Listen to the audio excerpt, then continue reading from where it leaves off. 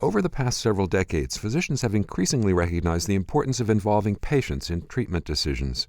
But the amount of responsibility given to the patient in shared decision-making can vary widely, and it often isn't matched to the clinical circumstances that underlie the decision. I'm Stephen Morrissey, managing editor of the New England Journal of Medicine, and I'm talking with Terri Fried, a professor of medicine and a geriatric medicine specialist at the Yale School of Medicine. Dr. Fried has written a perspective article about rethinking the way physicians share decision-making with patients. Dr. Fried, you write in your article that when there's uncertainty about the best course of action, physicians can model for patients how to think about the available information and how to incorporate areas of uncertainty. So what does that kind of conversation look like? Well, I think the most important piece of that conversation is for physicians to elicit from patients what matters to them and then to show them how that helps them reason through the parts of the decision that they're not so sure about. So, for example, a patient's attitude toward uncertainty might be a really important part of the decision. If the patient is okay with, for example, not being sure about what's going to happen, the physician may say that a watchful waiting approach could be the right decision for that patient. Alternatively, if the patient has very strong feelings toward an outcome that we're not sure about, but there's a chance might occur, that could influence decision-making to minimize the likelihood of that undesirable outcome happening for the patient. You also write that it may make sense for physicians to be most cautious about making treatment recommendations when the largest amount of data is available. That in those cases, eliciting patients' preferences is especially important. Why is that? Well, I think what happens is that when there's a lot of certainty surrounding the likely outcomes of a treatment, it's easy to think that we as physicians have the right answer. Right? If we know what's going to happen to somebody with a fair degree of certainty, then it seems like we should know what we ought to recommend for the patient. The problem with that approach is that right answer very often, again, depends on what's important to the patient. So that, for example, if we know with certainty that some outcome is very unlikely to occur, if that outcome is nonetheless very important to the patient, that has to be weighed heavily into the decision about the right course of action to take. So in those cases, how do you as a physician ensure that patients get the right amount of information so that they can make an educated decision? The answer to that question is specific to the clinical circumstance. What I mean by that is that there are certain more common decisions where there are several reasonable treatment options, and we have a lot of information about those options. There are formal decision aids that present the information to the patients about the likely outcomes of the different treatment choices, and then actually help the patient work through those treatment options. A good example of that is atrial fibrillation, for which there are several reasonable choices, and the decision aid helps the patient reason through those choices. It's been shown that using those kinds of aids really can help clarify for the patient what their values are and help them be certain that they're making the right decision. That's not available for all decisions. When a decision aid isn't available, then what the right thing is to do is to be explicit about considering all the treatment options and give the patient information, both what we think the likelihood is of doing for the patient what we're hoping to do, but also remembering we have to give them information about the adverse effects that might go along with that treatment choice. And then to help the patient reason through, similar to the decisions under uncertainty, about what their values are and how that helps to inform what the right decision might be. Many of the so-called correct treatment approaches that are dictated by guidelines don't account for varying patient preference, as you note in your article. In those cases, is the problem the guidelines themselves, or is it in the way that physicians are implementing them? That's a good question, for which I'm not sure I have a perfect answer for you.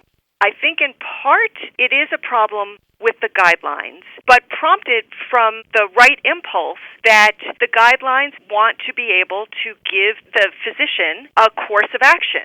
It's a lot easier if one can look at certain characteristics of the patient and say, this is what we ought to do.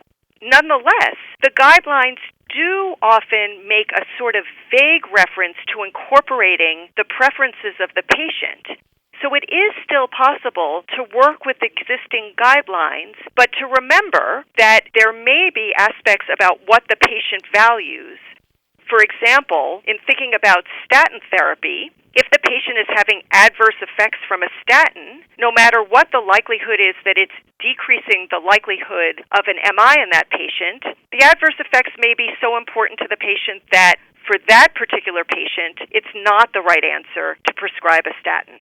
What do you do if you think that a patient is making a particular treatment choice for the wrong reasons? That's a really, really good question, and there's been a lot written about that. It's a tricky issue. There are lots of reasons why patients may not reason through data accurately. They may, for example, be prompted by seeing a loved one have a rare but disastrous outcome and be swayed on that reason. They may, in fact, have irrational fears. In the end, we have to remember that patients' actions are likely going to be heavily influenced by those things, no matter what the physician recommendation is. I think the physician's responsibility is to understand what's prompting the patient to make that decision. It's the physician's responsibility also to give that patient accurate information and help the patient to see how that information may not square with that patient's direct experience. But in the end, patients vote with their feet, so understanding where the patient is coming from may help the patient and physician to negotiate an outcome that the physician in the end is more comfortable with, because it will incorporate some of the more objective data involved in decision-making. All of that, and shared decision-making in general, takes time. How can health systems make the kinds of conversations you're talking about a priority, given the time pressures that you face? Another really, really excellent question. There's some evidence that spending the time to help patients be involved in decision-making leads to decisions that in the end saves the health system money. I would never advocate that be the reason to do shared decision-making, because it's the right thing to do regardless of whether in the end it saves money. However, recognizing that that's the case can sometimes serve as motivation for health systems to come up with more creative ways of creating the time and the space to involve patients in the decision-making process. The other thing that may help us is as the EHR, or electronic health record, becomes more prevalent, some of this can actually be built into the EHR. So, for example, if we can risk stratify patients for a given outcome using data in the EHR, that can help facilitate a discussion, again, with the physicians being able to give patients information about likely outcomes to allow them to reason through what's most important to them. Finally, you've talked about the need to match the responsibility that's given to the patient to the clinical circumstances of the disease. Do physicians also need to tailor their conversations to the desires of the patients? Do some patients, for example, not want to be as heavily involved in decision-making as others? The answer to that is yes. There is variability in terms of how involved the patients want to be in the decision. However, there's almost near uniformity in a desire for information. So the fact is, it is almost always the case that patients want more information about the different treatment options.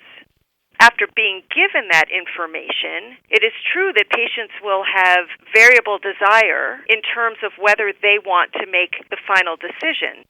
Nonetheless, I think that the issues that I write about in this perspective hold regardless of how much control the patient wants to retain about making the final decision.